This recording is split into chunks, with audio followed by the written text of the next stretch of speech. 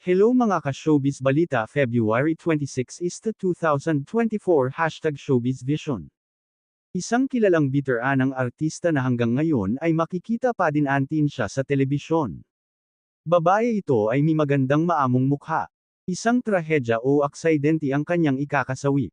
Hindi pa ito matanda at sobrang sikat ito dahil ito ay veteranang artista din ang masawi dahil sa isang aksidente na hindi na niya ito kinaya sa lakas ng impact nito ng kanyang pagkasalpok.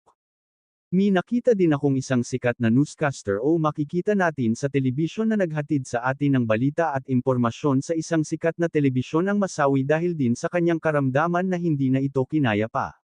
May nakita akong tatlong taga-hatid ng tsisme sa showbiz na halos magkasunod lang nagpaalam sa mundo natin.